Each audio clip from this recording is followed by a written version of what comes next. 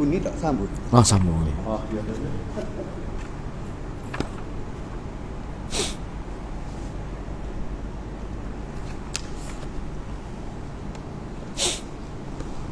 Ya.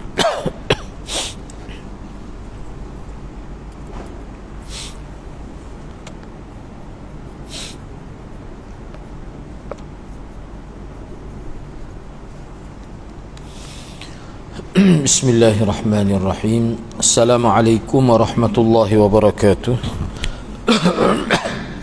Nahmaduhu wa nasta'inuhu wa nastaghfiruh wa na'udzu billahi min shururi anfusina wa min sayyiati a'malina. May yahdihillahu fala mudilla lahu wa may yudlil fala hadiya lahu.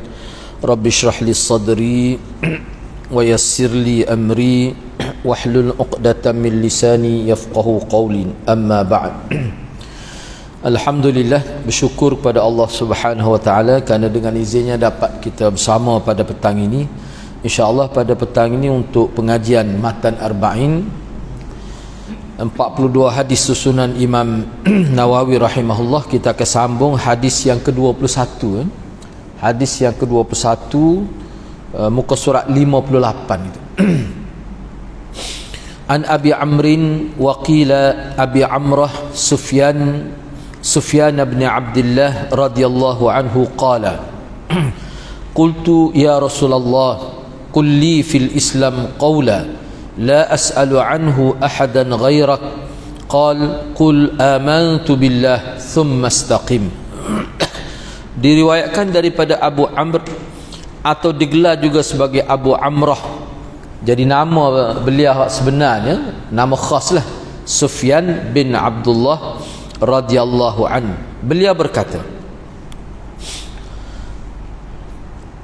wahai Rasulullah, ajarkan untukku dalam Islam suatu ucapan yang aku tidak akan perlu lagi bertanya kepada orang lain selainmu. Baginda bersabda, ucapkanlah, aku beriman kepada Allah, amantu billah, thumma istaqim, kemudian hendaklah engkau istiqamah. Maknanya istiqamah dengan ucapan amantu billah dan juga tuntutan amantu billah. Hadis ini diriwayatkan oleh Imam Muslim. Baik, kita berkenalan secara ringkas dengan sahabat yang meriwayatkan hadis ini. Abu Amr ataupun Abu Amrah, nama beliau sebenarnya adalah Sufyan bin Abdullah bin Abi Rabi'ah bin Al-Harith bin Malik bin Hatid bin Jusham Al-Thaqafi Al-Taifi. Sayyidina Umar pernah melantiknya untuk menguruskan zakat di Taif. Dalam riwayat secara mursal oleh Ibnu Abi Syaibah menyebutkan bahawa Nabi SAW melantik Abu Amr ini menjadi gubernur di Taif. Antara yang meriwayatkan hadis daripada beliau ialah anaknya Asim, Abdullah, Alqamah, Amr, Abul Hakam dan juga orang-orang lain. Riwayat hadis ini terdapat dalam Sahih Muslim, Sunan Nasa'i dan juga dalam Sunan Tirmizi. Sebelum saya pergi kepada 9 poin yang disebutkan dalam nota ini, terlebih dahulu saya nak sebut pandangan ulama berkenaan dengan hadis ini. Ini pandangan setengah-setengah tokoh lah, ini ringkas saja. Misalnya Qadhi Iyad, dia berkata hadza min jawami kalimihi sallallahu alaihi wasallam. Kata Qadhi Iyad, ini antara contoh kata pujangga. Kita istilahkan kata pujangga yang bersifat jami' dan mani'. Ringkas tetapi mengandungi makna yang sangat besar bila dihuraikan. Itu makna jami' dan mani'. Yang kedua, Ibnu Rajab berkata, sebab dalam ni dia tidak bui ta'rif secara khusus tentang istiqamah itu. Jadi istiqamah mengikut Ibnu Rajab, ni salah seorang tokoh besar dalam mazhab Hambali. Apa dia kata? Dia kata istiqamah ialah melalui jalan yang benar. Sulukus siratil mustaqim, makna kita menyelusuri ataupun menjadikan kehidupan kita di atas jalan yang lurus. Apa maksud jalan yang lurus? Iaitu agama yang tegak, agama yang benar, tidak ada sedikit pun bengkam bengkok sama ada ke kanan atau ke kiri. dan ia mengandungi ketaatan secara keseluruhannya, sama ada dari segi ketaatan zahir atau ketaatan batin, dan juga termasuk di dalam istiqamah meninggalkan semua perkara yang dilarang oleh Allah Subhanahu wa taala. Oleh kerana itu, wasiat ringkas Nabi ini sebenarnya mencakupi seluruh kehidupan beragama. Ini kata Ibn Rajab, salah seorang tokoh besar dalam mazhab Hanbali. Baik, seterusnya kita pergi pada poin yang pertama. Sebenarnya dia jadi 10 poin lah, sebab saya tambah kesimpulan seperti mana disebut dalam beberapa syarah. Baik, kita tengok secara ringkas.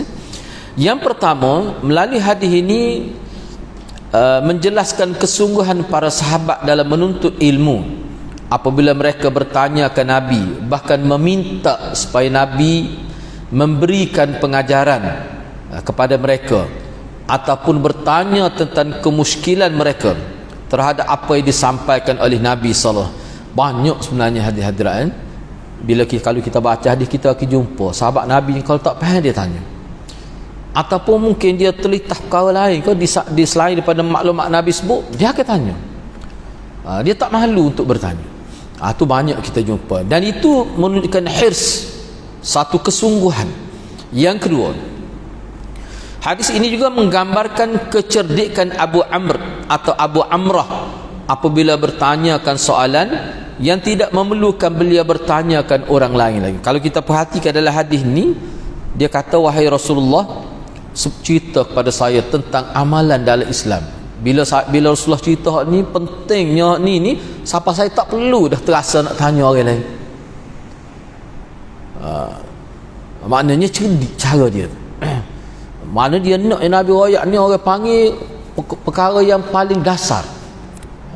Yang ketiga, seseorang yang ingin bertanya perlu bertanyakan soalan yang sempurna dan lengkap dan tidak bercampur aduk dengan ilmu-ilmu. Biar jelas soalan itu, biar jelas.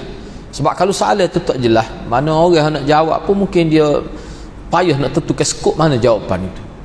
Yang keempat, bolehkah sahabat bertanya orang lain selain Rasulullah dalam perkara agama? Ni kira-kiranya ketika Rasulullah masih ada. Bolehkah sahabat ni tanya orang lain isu-isu agama? Jawapannya boleh. Sebab boleh bagi sahabat bertanya ke sahabat yang lebih alim dan lebih tinggi kedudukan. Dan hak ni memang terbukti berlaku. Kadang-kadang sahabat ni setengah-setengah dia tanya sahabat-sahabat yang terkenal sebagai ilmuwan di kalangan sahabat. Tapi setengah-setengah tu dia direct Nabi, macam-macam lah berlaku. Dan kita dapati juga setengah sahabat tu bila ditanya kepada dia, kalau dia tak cerak, dia kata aku tak tahu ni, pergi tanya orang tu lah. Ataupun dia kata pergi tanya Rasulullah sendiri lah. Hak tu banyak kita jumpa dalam hadis. Yang kelima, jadi maknanya sahabat ni kalau dia tak jelas, tak tahu lagi lah, tak jelas pun dia tak akan jawab. Dia tak akan jawab. Itu sikap dia. Ataupun kalau dia tak bercakap, dia kata ni setakat saya tahulah, cubalah tanya orang lain pula. Tu kita jumpa juga. Kita tak akan jumpa satu hadis bahawa sahabat dijawab dalam keadaan dia tak tahu dia jawab juga. Tak ada. Yang kelima, hadis ni, sabda Nabi ni mengandungi jawami'ul kalim. Jawami'ul kalim ni makna satu kata-kata yang ringkas tapi dia merangkumi keseluruhan agama tu. Mana kalau kita nak urang ni, maknanya dia akan menyentuh semua. Lepas ni saya akan buat kesimpulan poin yang ke-10. Yang keenam, maksud hadis ini sebenarnya menepati maksud surah Al-Ahqaf ayat 13, surah Fussilat ayat 30, begitu juga surah Hud ayat 112. Maknanya kita boleh sebutlah bahawa hadis ni dia semacam memperjelaskan lagi mana ayat ni. Baik, cuba kita tengok surah Ahqaf ayat 13. Innal ladzina qalu rabbuna Allah thumma istaqamu fala khaufun alaihim wala hum yahzanun. Sesungguhnya orang-orang yang menegaskan keyakinannya dengan berkata, Tuhan kami ialah Allah, kemudian mereka tetap teguh di atas jalan yang betul, maka tidak ada kebimbangan terhadap mereka dan mereka pula tidak akan berduka cita. Mana orang yang teguh di atas iman, betul-betul kita menjalankan segala titah perintah Allah, berlaku gapo pun dia tidak akan terjejah keyakinan dia dalam agama. bankrupt, perniagaan, tak kira. Dia bagi dia kecil saja benda tu. Itu kesan daripada seseorang itu hidup istiqamah di atas ajaran agama. Jauh sekali lah kita kata siapa mereka nak bunuh diri, jauh sekali. Baik, seterusnya ayat 30 surah Fussilat, innal ladzina qalu rabbuna Allah thumma istaqamu tatanazzalu alaihimul malaikah alla takhafu wa la tahzanu wa abshiru bil jannati allati kuntum tu'adun.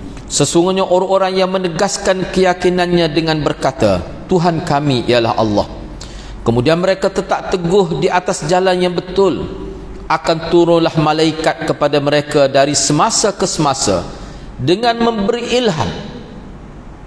Sebab dia dalam hadis sebut ada malaikat ni disebut sebagai mulhim.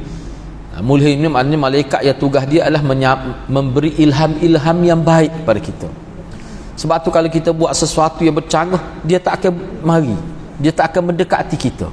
Jadi yang mendekati kita itu adalah qarin, su'u qarina, maknanya pendamping-pendamping yang buruk, iblis, syaitan. Hak itulah duk meniupkan, menghembuskan, menimbulkan lintasan-lintasan yang tidak baik tu. Baik, gapo dia ilham yang diberi, yang disampaikan oleh malaikat? Janganlah kamu bimbang dari berlakunya kejadian tidak baik terhadap kamu, dan janganlah kamu berduka cita, dan terimalah berita gembira bahawa kamu akan beroleh syurga yang telah dijanjikan kepada kamu. Mana sentiasa terlintas dalam hati dia. Sebab apa? Sebab malaikat mulhim tadi, dia memberi ilham, dia menimbulkan lintasan. Tak serusilah, kamu ada Allah.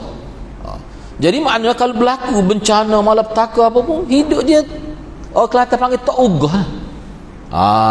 Tak bercelaru dia punya kebergantungan kepada Allah. Maknanya orang ini sudah ada kekuatan dalam hidup, jati diri dia tu sudah tinggi. Kesan apa tu? Bergantung kepada Allah. Yang ketiga surah Hud ayat 112, fastaqim kama umirta wa man taba ma'ak wa la tataw innahu bima ta'maluna basir. Oleh itu hendaklah engkau wahai Muhammad sentiasa tetap teguh di atas jalan yang betul sebagaimana yang diperintahkan kepadamu, dan hendaklah orang-orang yang rujuk kembali kepada kebenaran, yakni bertaubat, mengikutmu berbuat demikian, dan janganlah kamu melampaui batas hukum-hukum Allah. Sesungguhnya Allah Maha melihat akan apa yang kamu kerjakan. Jadi kalau kita perhatikan tiga ayat ini, memang dia selari maksud dengan hadis itu. Baik, yang ketujuh, istilah iltizam dan istiqamah mempunyai makna yang sama, tetapi sewajarnya digunakan lafaz istiqamah sebagaimana yang digunakan oleh Al-Quran dan hadis. Ini salah satu perkara yang hendak kena bagi perhatian. Tujuan kita baca, kita belajar hadis ni, dia ada setengah-setengah perkataan dia menjadi istilah agama. Bila menjadi istilah agama, biasanya bila menjadi istilah agama, maka perkataan itu dia melebihi makna daripada bahasa Arab. Sebagai contoh, misalnya kita kata Rasulullah ni adalah qudwatun hasanah ataupun uswatun hasanah. Kita guna tu. Tak usah guna idola. Misalnya kita nak guna idola, sebab idola ni bukan lafaz daripada Quran. Sebab qudwah dia ada makna khusus. Idola tidak begitu. Memanglah kalau nak terima idola, makna orang yang kita kagum sehingga kita jadi terbaut-baut dengan kehidupan dia. Rambut pun nak serupa dengan main bola. Sebab apa? Sebab idola dia. Jadi kita kena guna istilah qudwah ni, maknanya ni ana sebut ni, dia sebut istilah yang mudah. Nabi ni sebagai qudwatun hasanah liman kana yarjullaha wal yawmal akhir. Qudwah ni kenapa kita guna istilah qudwah supaya bertakwa. Tak usah terjemah takut pada Allah, sebab dia tidak menepati. Takwa ni dia bukan makna takut saja. Imam Malik kata takwa ni takut yang menghasilkan taat. Tu kata Imam Malik. Takwa ni makna ketakutan kepada Allah yang menghasilkan taat. Bila taat, kita akan buat apa yang dia suruh, kita tinggal apa yang dia larang. Tu makna takwa. Tak nak cari kalimah ke dia dalam bahasa Melayu. Satu kalimah yang menepati makna takwa. Begitu juga ana sebut qudwah tadi. Jadi qudwah ni maknanya kita mengikut Nabi dalam keadaan tahu dan faham. Kalau ikut buta, dia tak panggil qudwah. Waktu dia panggil taklid, dia panggil taklidul a'ma, taklid buta. kita ikut Nabi ni sebab tu kita belajar, tidak kita belajar sebab itulah ni Imam Syafi'i ke tokoh-tokoh ulama kita, dia kata ulama ni hanya membimbing masyarakat. Sebab tu kita bila pergi kita memang kita ikut ulama lalu. Bahkan kamus-kamus pun ulama Islam buat hakikat sebenarnya. Gak ulama kita ni ada beratus ribu daripada zaman tabi'in. Kita tolak sahabat lah, sahabat tu mungkin lebih pada tu lah. Zaman tabi'in sampai zaman kita tak tahulah berapa juta ulama. Zaman kita ni saja berapa ribu ulama. Tu. Jadi tak ada sebenarnya istilah orang ni tak ikut ulama. Cuma dia ikut ulama yang berbeza-beza. Hak ni ikut ulama ni, hak ni ikut ulama ni. Jadi benda tu dia kena belajar lah. Supaya kita beradab dalam mengikut ulama. Tu. Tak mungkin ada. Tak mungkin ada orang tak ikut ulama. Mana boleh? Dia nak faham mana Quran? Tak ikut ulama. Tu. Jadi kadang-kadang syaitan dia akan cuba mengelirukan kita. Dia kata dia ni tak ikut ulama, ni ikut Quran saja. Itu cara syaitan nak suruh umat Islam ni jadi bala. Padahal tak ada. Tak pernah, tak mungkin. Kita kena awal buta ni tak. Kita kena alif buta dengan ulama ni. Cuma ulama peringkat bawah kita kata. Sepanas dia. Walaupun kita kata nota ni complete dah. Tapi kita baca hak asal dia. Sebab kitab ni antara setakat ni hana tengok hak rujuk ke paling itulah 42 hadis ni 2 jilid. 2 jilid Al-Jam 2 jilid. Sesat jilid tu dekat dengan 500 muka surat. 42 hadis ya bincang. Kalau nak bincang semua tu lepel lah kita ya. Ni kita ambil reka-reka. Jadi makna kita guna istilah. Supaya kita kata contoh kita nak baiki diri kita, Quran guna tazkiyah, kita guna tazkiyah. Kita guna tazkiyah, nak baiki diri, nak supaya kita duduk dalam situasi yang sentiasa taat kepada Allah dengan cara yang betul, dia panggil tazkiyah. Kita guna istilah tu. Baik, seterusnya contoh di sini kita guna istiqamah, tak payah guna iltizam. Iltizam tu sebenarnya kalimah Arab juga, tetapi istiqamah ni dipopularkan oleh Quran dan hadis yang bermaksud tadilah yang disebut oleh Ibnul Qayyim tadi. Maknanya kita istiqamah ni maknanya kita nekat untuk melaksanakan amal agama secara berterusan setelah kita tahu yang kebenaran dalam agama. Itu baru dipanggil istiqamah. Kalau kita ikut ajaran itu salah. Ajaran yang kita ikut itu salah. Tapi kita ikut juga supaya ajaran salah. Tu sanggup mati. Tu orang tak panggil istiqamah dalam ta'rif syarak. Tu dia panggil istidraj, dia panggil. Istidraj ni maknanya dia ada kekuatan juga, tetapi mengekali benda salah. Hak itulah bala paling besar. Besar bala tu. Imam Ghazali kata, orang yang tegak di atas kesalahan, dia yakin dia sanggup mati, itulah bala paling besar. Sebab apa? Sebab dia sudah hilang nilai untuk menilai yang mana yang benar, yang mana yang salah. Itulah bala paling besar.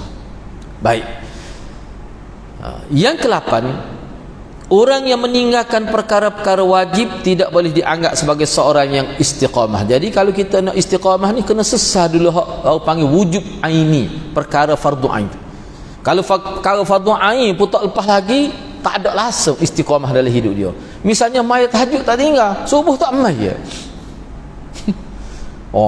Misalnya ataupun jemaah tak tinggal, tapi banyak sembahyang fardu dia tak buat. Itu maknanya orang tu walaupun nampak mari masjid istiqamah tu oleh kerana banyak benda wajib dia tak buat, dalam istilah syarak dia tak panggil orang yang mustaqim, orang yang istiqamah. Tak. Mula-mula sekali istiqamah ni kita kena selesaikan urusan fardu ain kita. Orang panggil fardu ain. Baik, seterusnya yang ke-9, setiap orang perlu muhasabah diri. Adakah dia termasuk dalam kalangan yang istiqamah atau tidak? Banyak sebenarnya, cuma mana pun tidak nak bincang. Akan datang kita akan jumpa juga maklumat tambahan dalam hadis lain. Jadi gini, kita nak tahu mana kita ni sudah berada dalam darjah istiqamah, dalam tahap istiqamah. Salah satunya dia dua perkara lah, mudah ulama kata. Kita nak tahu bahawa kita ni sudah berada pada tahap istiqamah mana berlaku penambahan dari segi orang panggil kuantiti dan kualiti ibadat. Misalnya kalau sebelum ni kita semaya sunat pun tidak teratur, kadang-kadang buat redak. So, cuma lama lepas tu kita jadi ringan untuk buat salat sunat, bahkan lebih daripada biasa. Itu makna ada berlaku penambah dari segi kuantiti, dan kita pun merasai bahawa ibadat yang kita buat ni lebih berkualiti daripada sebelum. Perkara tu berlaku dengan muhasabah. Kalau tak ada muhasabah, tak akan berlaku gitu. Misalnya hadirat balik selepas ni, nah, cuba kita fikir. Tu muhasabah ni kan sambil bawa kereta boleh. Semaya tak dikhusyuk ke tidak? Kalau orang tu semaya tak nak fikir lagu, dia semaya tu sekadar lepas hukum fiqh saja tu. Sekadar lepas hukum fardu ain saja tu. Kualiti salat tak tahu mana tu.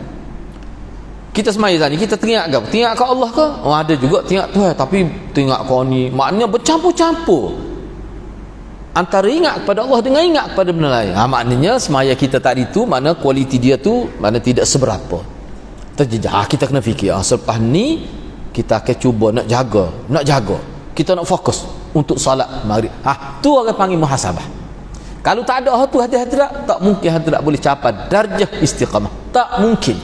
Sebab ulama kata muhasabah ni merupakan anak tangga yang kita pijak untuk mencapai darjah istiqamah. Sebab itulah kita perlu ada ihsan dalam ibadat. Sebab itulah ulama-ulama kita, misalnya Hafiz Ibn Hajar, kita nak beribadat ni, ibadat semaya ni paling besar sekali. Kita kena jaga sebelum semaya tu, kena jaga. Tu. Orang kita ni pelik, dia jaga lepas semaya. Lepas semaya jaga, sebelum semaya tak jaga. Tu silap. Jaga masa mana? Masa kita ambil wuduk di rumah kita lagi. Kalau boleh mari tu zikir dah. Buat apa tu? Nak betul hati. Mari tu Allahu Akbar tu hati. Mana kita sebelum kita angkat takbir, kita dia ingat Tuhan dah. Itu yang dikehendaki sebenarnya. Ni duduk dalam soh, duduk buah lagi. Duduk dalam soh pun gorah lagi. Ini dia akan terganggu semaya kita. Ni ana sebut ni bukan maksud nak kata siapa-siapa, untuk kita semua. Sebab semaya ni adalah ibadat paling besar dah. Ni dia akan bantu kita di hari akhirat.